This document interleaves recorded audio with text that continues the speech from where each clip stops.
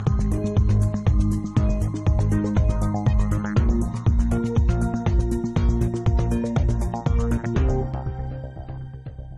ressourcerie du Val-de-Sambre propose un service de collecte gratuit aux citoyens. Faisons le point sur ce que deviennent nos encombrants.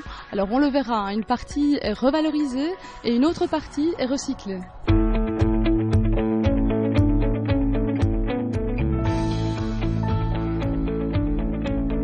Vous collectez les encombrants des ménages. Pouvez-vous expliquer vos activités ?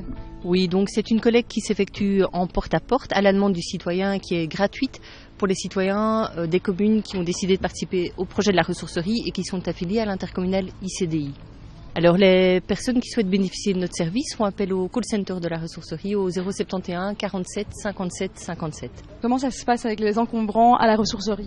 Alors le camion est déchargé et là le déchargement s'opère en 2 étapes. On va décharger tout ce qui est encombrant, qui est potentiellement réutilisable. Ça va être orienté vers la filière revalorisation qui est gérée par notre partenaire, le FT Transform du CPS de Charleroi. Ou alors si on estime que le bien est en mauvais état, à ce moment-là il va être démantelé et ça partira vers les filières de recyclage qui sont gérés par l'ICDI. C'est le cas des déchets de bois qui sont broyés puis transformés en plaquettes valorisables dans des installations industrielles de chauffage à titre de combustible alternatif. C'est également le cas des déchets inertes qui sont valorisés en soubassement routier. C'est aussi encore le cas des métaux et du verre qui ont la particularité de pouvoir être recyclés à 100% indéfiniment. Nous, on s'occupe de tout le volet revalorisation, réemploi et on essaye, le cas échéant, de lui donner un petit côté design sympathique, quoi. Tout ce qui présente un intérêt, soit en tant qu'objet directement, soit en tant que matière qu'on va pouvoir réutiliser dans le cadre de ce qu'on appelle l'upcycling. L'upcycling, c'est donner une nouvelle fonction à un objet qui en avait une complètement différente au départ. Ici, en l'occurrence, on est assis sur des tambours de sèche-linge qui sont devenus un siège, un confident pour employer l'expression exacte. Donc concrètement, on travaille avec des personnes qui ont un parcours de vie ou un parcours scolaire parfois un petit peu compliqué.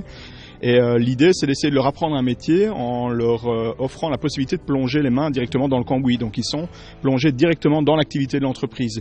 Il y a évidemment des formations théoriques pour apprendre un certain nombre de compétences et acquérir un certain nombre de savoirs, mais le gros de l'activité se réalise concrètement. Donc on participe à l'activité de l'entreprise. Ça présente un intérêt social puisqu'on organise de la formation. Ça présente un intérêt environnemental puisque tout ce qui est revendu n'est plus assimilé à du déchet et ne se retrouve pas dans les décharges ou dans les filières de traitement.